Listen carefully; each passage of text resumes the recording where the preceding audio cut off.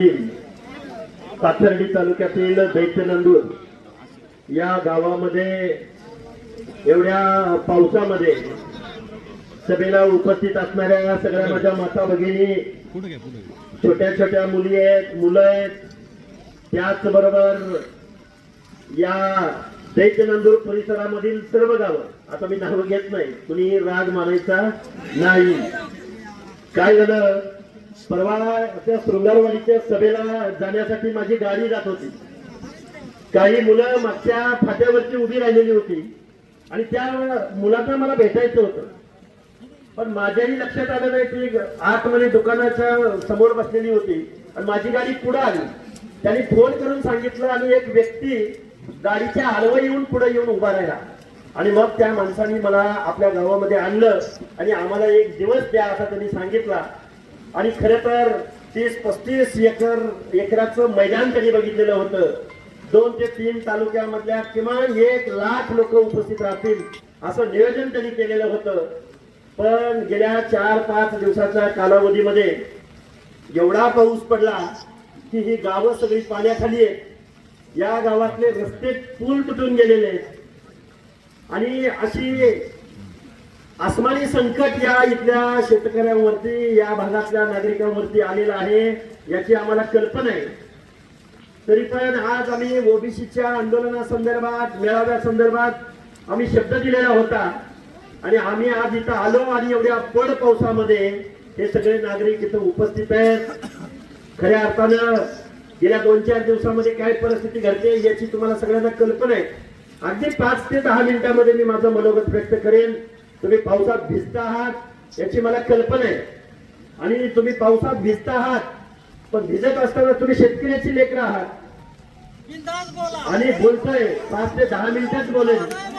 पण मी तुम्हाला एवढंच सांगेन की आता येत असताना नगरला बायपास वरती आमच्या गाडीवरती हल्ला झाला आणि हा हल्ला झाल्यानंतर खरं तर माझ्या बरोबर पुढे पोलिसाची गाडी आहे, मागे पोलिसाची गाडी आहे, पोलिसांकडे वेपन आहे म्हणजे बंदुकी आहेत, तरी माणसं न घाबरता गाडीवरती हल्ला करतायत. यांना डिपार्टमेंटची भीती राहिलेली नाही. आता पुढचं जाऊन सांगतो, तो हल्ला झाल्यानंतर मनोज जरांगेंनी बाईट दिली की हा स्टंट करतायत, स्वतःच्याच गाडीवर स्वतः हल्ला करतायत आणि स्टंट करतायत. 5च मिनिटाने दलवी नावाच्या आंदोलकाला, म्हणजे ज्या माणसानं गाडीवरती हल्ला केला, भ्याड हल्ला केला, त्या माणसाला त्यांनी अटक केली. नवनाथ आबांच्या गाडीवरती पेट्रोल टाकून आग लावण्यात आली आणि परत म्हणला हा याच्या मेवण्यानं हल्ला केला. परत कोण आरोपी ते सगळं महाराष्ट्रानं बघितलं. आम्हाला सांगायचं एकच आहे, आम्ही संविधानाची भाषा बोलतोय, आमच्या ओबीसीच्या हक्क अधिकाराची भाषा बोलतोय. हक्क अधिकाराची भाषा बोलत असताना मी तुम्हाला एवढंच सांगेन, खरं तर महाराष्ट्राच्या मुख्यमंत्र्यांना आमची विनंती आहे, महाराष्ट्राच्या विरोधी पक्ष नेत्याच्या माणसांना आमची विनंती आहे, महाराष्ट्रामधल्या ओबीसीच्या नेत्यांना आमची विनंती आहे, प्रत्येक आमदार खासदाराला आमची विनंती आहे की आमचं आज रोजी ओबीसीचं आरक्षण गेलंय आणि तुम्ही बोलायला तयार नाही. आम्ही गावगाड्यातली पोरं, ओबीसीची पोरं, आम्ही बोलायला लागलोय तर आमच्यावरती हल्ले होत आहेत. मुख्यमंत्री महोदय, तुम्ही आमच्या ओबीसीच्या आरक्षणाचं संरक्षण केलं नाही. काय बोलतोय मी? आमच्या ओबीसीच्या आरक्षणाचं संरक्षण तुम्ही केलं नाही. हे जबाबदारीने मी ओबीसीला सांगतोय, ओबीसीच्या नेतृत्वाला सांगतोय, ओबीसीच्या आमदार खासदारांना सांगतोय की आपलं ओबीसीचं आरक्षण आज रोजी गेलंय आणि हे ओबीसीचं आरक्षण गेलंय म्हणून आम्ही आंदोलन घेतोय, मेळावे घेतोय. माऊली, आतापर्यंत 9 हल्ले झालेले आहेत. बळीराम तात्या, आत्ताच हल्ला झाला, परवाच्या पवनकर बरोबरती हल्ला झाला. तो जो नितीन जगताप नावाचा मुलगा आहे, यानं प्रवीण जगताप आणि नितीन जगताप, त्या नितीन जगतापनं 20 ऑगस्टला पोस्ट केली होती. आता काही माणसं म्हणतील त्या विजयसिंह पंडिताला काय जाऊ द्या, त्याच्यावर आता ते बोलू, पाऊस पडतोय, माझ्या माता भगिनी माझ्या समोर बसलेत. त्या विजयसिंह पंडिताला त्यानं पोस्ट केले की विजयसिंह पंडित मला तुम्ही काम देऊ नका, पण मला हाकेला ठोकायची एक संधी द्या. त्याच नितीन जगतापनं काल परवा पवन करवरचे दोन्ही हात मोडलेले आहेत, डोक्यामध्ये रॉडनं वार केलाय, त्याला टाके पडलेले आहेत. आजपर्यंत त्या आरोपींना अटक झालेली नाही. आणि आता माझ्या गाडीवरती हल्ला करून गाडीच्या काचा फोडल्या, माझ्या बरोबर असलेल्या 2 पोरांना मुक्का मार बसला. त्या आरोपीला पोलिसांनी अटक केली, पण त्याला सोडा म्हणून परत हे हरामखोर परत मनाला शिवी दिली. हे सगळी लोक त्या आता पोलीस स्टेशनला जमा झालेत. मुख्यमंत्री महोदय, आम्हाला या महाराष्ट्रामध्ये जगायचा अधिकार आहे का? आम्ही या महाराष्ट्रामध्ये आम्हाला महामानव डॉक्टर बाबासाहेब आंबेडकर, महात्मा ज्योतिबा फुले, राजर्षी शाहू महाराज या महामानवांनी आम्हाला आरक्षण दिलंय. हे आरक्षण आज रोजी तुम्ही घालवलंय. आम्ही कोर्टात गेलोय, आम्ही रस्त्यावरची लढाई लढतोय. रस्त्यावरची लढाई लढत असताना ओबीसी बांधवांना माझं सांगणं, जाती पातीची लढाई लढायची ही वेळ नाही. आता तुम्हाला पातीच्या बाजूने उभं राहावं लागेल, ओबीसीच्या बाजूने उभं राहावं लागेल. नाहीतर माणसं म्हणतायत एका बाजूला धनगरांचं आरक्षण उभं राहिलंय, एका बाजूला बंजारा समाजाचं आंदोलन उभं राहिलंय, ओबीसी मधल्या वेगवेगळ्या हे बघा. अरे आमच्या लढाई आहे.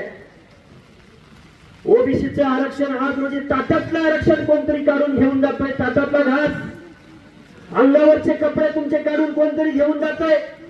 अरे एका जातीचा मेळावा म्हणलं की लाखोची लोक जमा होतात, पण ओबीसीचा मेळावा म्हटलं पण ओबीसी एकवटलाय. ज्या हिंगोली जिल्ह्यामध्ये कळमनुरीला 1 लाखापेक्षा जास्त लोक जमा झाली. माझी गावगाड्यातल्या सगळ्या लोकांना हात जोडून कळकळीची विनंती आहे. आज तुम्ही दैत्य नांदूर मध्ये उपस्थित आहात. दैत्य नांदूर, आणि इथं राक्षसाची पूजा केली जाते. या महाराष्ट्रामध्ये देशामधलं हे गाव आहे तिची जिथं दैत्याची पूजा केली जाते. त्या दैत्याच्या, निंबा दैत्याच्या गावामध्ये मी आलोय. माझ्या माता भगिनी पुढे उपस्थित आहेत. आपल्या आरक्षणाची बाजू आम्ही मीडियाच्या माध्यमातून मांडतोय, टीव्ही चॅनलवरती मुलाखती देतोय, मेळावे घेतोय. या अप्पर पावसात या माझ्या माता भगिनी माझ्या समोर उपस्थित आहेत. आता बऱ्याच वक्त्यांनी सांगितलं की माझ्या पोस्टवरून बोलले. काय करणार? कारण सत्ताधारी आपल्या बाजूने बोलायला तयार नाही. एकही आमदार आपल्या बाजूने बोलायला तयार नाही. एकही खासदार आपल्या बाजूने बोलायला तयार नाही. एकही मंत्री आपल्या बाजूने बोलायला तयार नाही. तुम्हाला लवकर बोलावं लागेल, कारण आम्ही आमच्या जातीमध्ये विभागलो गेलोय. अरे एक स्वर्गीय वंदनीय गोपीनाथराव मुंडे नावाचा एक नेता या महाराष्ट्रामध्ये निर्माण झाला.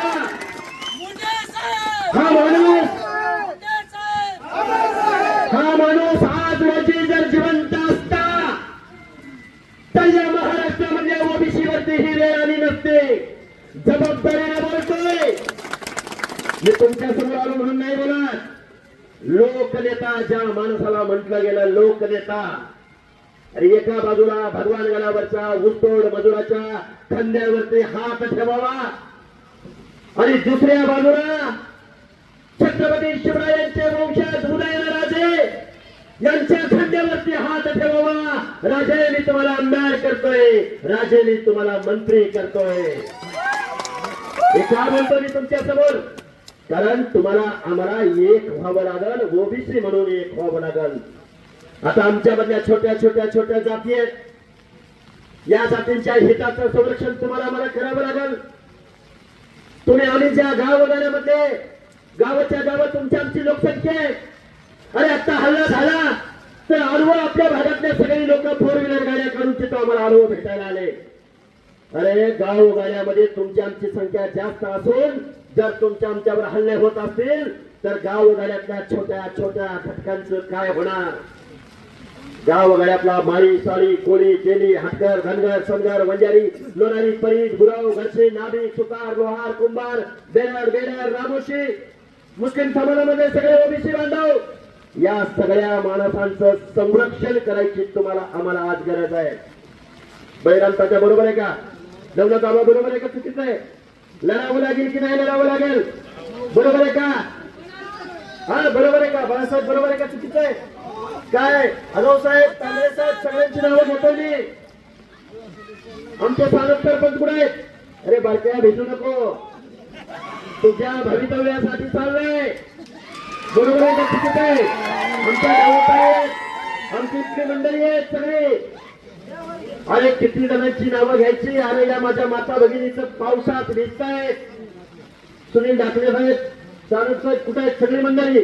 आता बघा नाव उघडे साहेब नाव घेतलं नाही म्हणताल. आमचे ठकाजी कोळेकर कुठे आहेत? बटोले मामा, आमचे दुसरे सुशील कोळेकर. आता हे बघा नावं यांची घेतली आणि यांची नाही घेतली असं केळकर साहेब अजिबात मनात मानायचं नाही. गाव वगैरेच्या 18 पगड जातीची लढाई आपल्याला उभी करायची आहे. ओबीसीची लढाई आपल्याला उभी करायची आहे. आता काही होतं कमी जास्त 19-20 तेवढं बाबा. अरे तुम्ही आम्ही गाव वगैरेतली शेतकऱ्याची पोरं, तुम्ही आम्ही गाव वगैरेतली मेंढपाळीचा व्यवसाय करणारी पोरं, तुम्ही आम्ही गाव वगैरेतली ऊसतोड मजूर ऊसतोडी करणारी पोरं. अरे आमच्या जर माता भगिनीने जर काष्टा घातला आणि हातामध्ये जर कोयता घेतला नाही, माणसं नाही मारायची, आसमानी आणि सुलतानी संकटावरती मात करायची. जबाबदारीने बोललं पाहिजे. कारण लगेच म्हणतील बघा आपण काय बोललं लपडं आणि यांनी काय बोललं प्रेम. अरे चाललंय काय नक्की या महाराष्ट्रामध्ये? आता मी आलोय नगर जिल्ह्यामध्ये, नगर जिल्ह्यामध्ये आलोय. तुम्ही कुणाला खासदार म्हणून निवडून दिलं? कोण कोण? आता लंके आणि त्याच्या अगोदर कोण? विखे पाटील, विखे राधाकृष्ण विखे. बरोबर आहे का? काय केले सांगू का त्यांनी?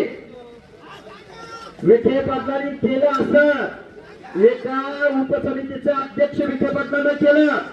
विखे पाटील तुमची 5वी पिढी राजकारणात.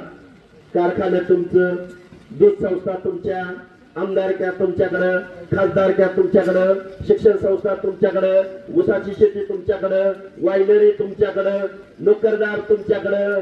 आणि तुम्ही काय केलं? ओबीसीचं आरक्षण संपवलं आणि मराठा समाजाला ओबीसी समाजाच्या आरक्षणामध्ये आणून घुसवलं. अरे गाव वगैरेमधला माझा डोंगराच्या कुशीला काम करणारा, बलुत्याचं आलुत्याचं काम करणारा विमुक्त जातीमधला माणूस. अरे या माणसांचं होणार काय? अरे विखे पाटील या महाराष्ट्रामध्ये राज्यकर्ती जमात म्हणून या महाराष्ट्राचं मुख्यमंत्री पद, या महाराष्ट्राच्या आमदारच्या खासदारच्या 200 कारखाने तुमच्या नावावर. अजितदादा पवार, सुप्रिया सुळे, शरदचंद्रजी पवार. आणि मराठा समाज जर ओबीसी मध्ये सामील झाला तर गाव वगैरेतल्या ओबीसीच्या जाती तुमच्या स्पर्धेमध्ये टिकतील का? तुमचं आमचं एखादं पोरग शिक्षक होईल, डॉक्टर होईल, नोकरीला जाईल. अरे तुमच्या आमच्या एखाद्या माता भगिनीनं आपलं लेकरू कलेक्टर व्हायचं स्वप्न बघितलं तर ह्या राज्यकर्त्या लोकांच्या स्पर्धेमध्ये तुमचं लेकरू टिकेल का? काल परवा सुप्रिया सुळे बोलल्या, अजितदादा पवार बोलले की आर्थिक परिस्थितीवरती म्हणे आरक्षण द्या. त्या कर्जत जामखेड मध्ये फासे पाडद्याची एक माता भगिनी काल परवा मरण पावली.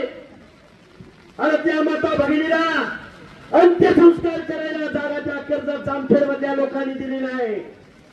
सुप्रियाताई सुळे उत्कृष्ट संसदपटू, अजितदादा पवार उपमुख्यमंत्री आणि रोहित दादा पवार शरद पवारांचा लाडका नातू. तुम्ही म्हणता आर्थिक बेसवर आरक्षण द्या, आणि त्या पारद्याच्या माझ्या माता भगिनीला अंत्यसंस्कार करायला जागा मिळाली नाही. ती गरीब होती म्हणून नाही, तर ती फासा पारद्याची होती म्हणून तुम्ही तिला अंत्यसंस्कार करू दिले नाही. आमचा एक जाधव नावाचा कार्यकर्ता ते ब्रेक घेऊन तहसील कार्यालयाच्या समोर येऊन बसला. पुरोगामी महाराष्ट्र, फुले शाहू आंबेडकरांचा महाराष्ट्र, एका प्रेताला अंत्यसंस्कार करायला जागा मिळाली नाही कारण त्याची जात फासे पारद्याची होती म्हणून. आता मी तुमच्या समोर एवढं बोलतोय, आतडी तुटस्तर बोलतोय, माझ्या माता भगिनींना सांगणे, आपल्या लेकीला शिकवायचं, तिला संघर्ष करायला शिकवायचं. अरे तुम्ही आम्ही तुमच्या आमच्या बाप दाद्यांनी या माणसांना आमदार केलं, खासदार केलं, वतनदार केलं, जागीरदार केलं. त्याच माणसाने तुमचं आमचं आरक्षण संपवलंय. आता एवढा बळ पाऊस पडतोय, खूप काही बोलता येण्यासारखं आहे. पण मी एक प्रश्न तुमच्या समोर उपस्थित करणार आहे.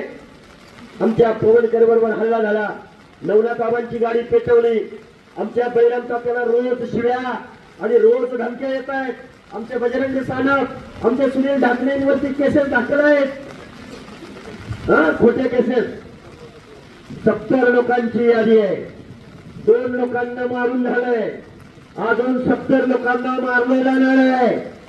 छत्रपती शिवाजी महाराजांच्या स्वराज्यामध्ये जीवाची कुर्बानी करणारे आम्ही बलुतेदार अलुतेदार ओबीसी बांधव होतो.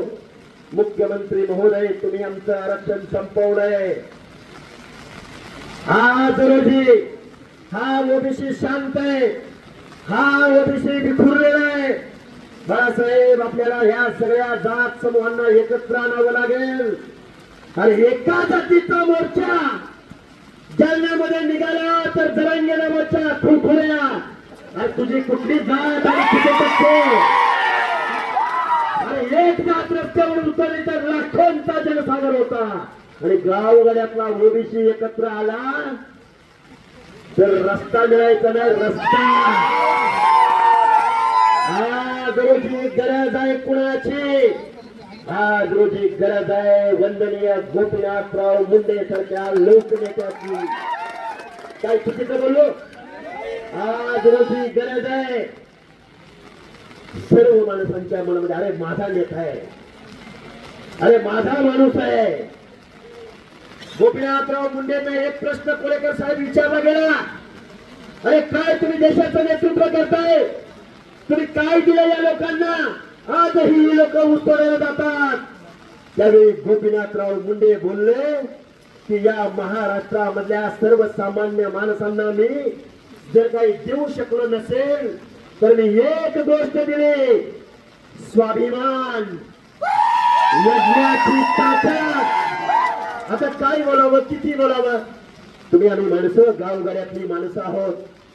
तुम्ही आम्ही पुण्यश्लोक अहिल्यादेवी होळकर, संत भगवान बाबा, संत सेवालाल, महात्मा ज्योतिराव फुले, डॉक्टर बाबासाहेब आंबेडकर, राजर्षी शाहू राजा, संत गाडगे बाबा, सेनानामी, जीवा महाले, शिवाकाशीत, हर एक माणसांची प्रेरणा डोळ्यासमोर ठेवूया आणि या महाराष्ट्रामधल्या ओबीसीची एकजूट करूया.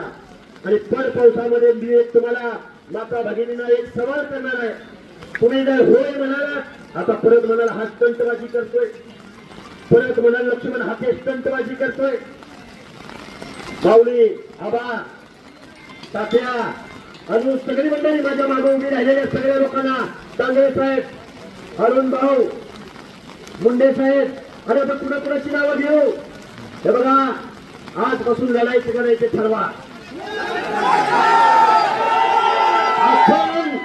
आपण जर लढलो तर आपण वाचलो, आपण जर एक झालो तर तुम्हाला आम्हाला हक्क अधिकार मिळतील.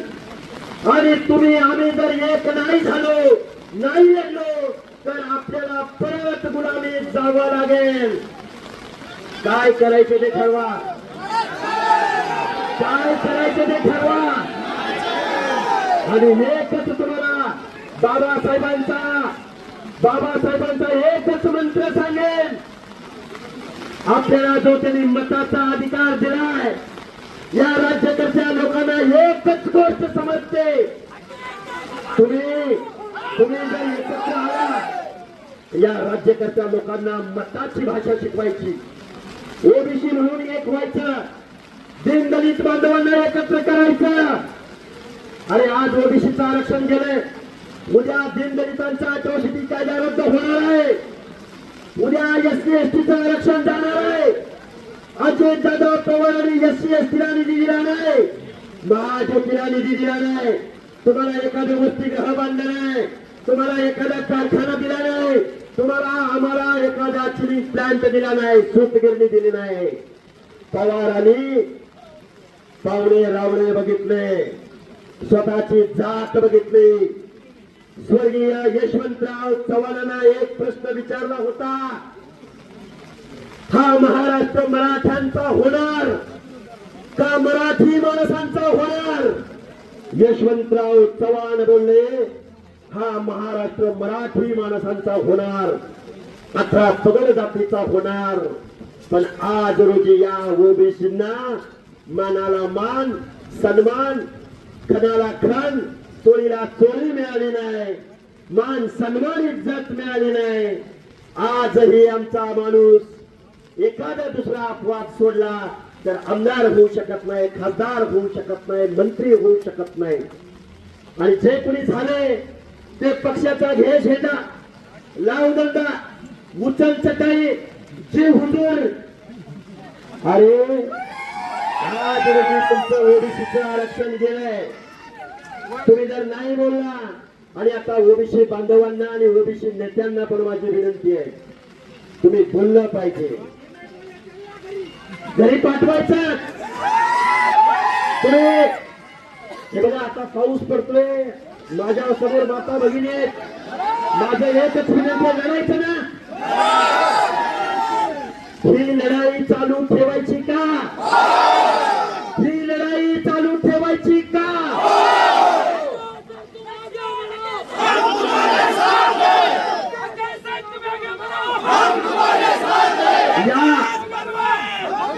या दैत्य नांदूर मधल्या इथं उपस्थित असलेल्या एका तरी माणसाला आम्ही गाडी दिली का?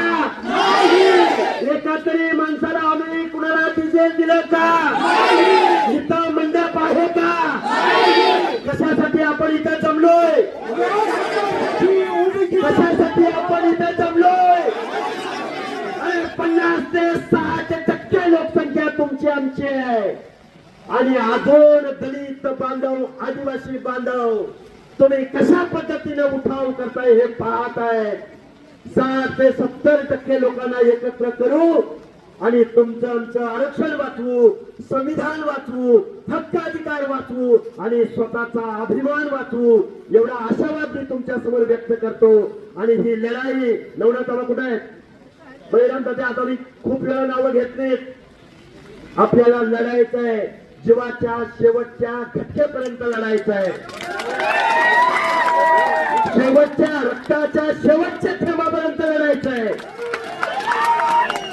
अमर रहे, अमर रहे.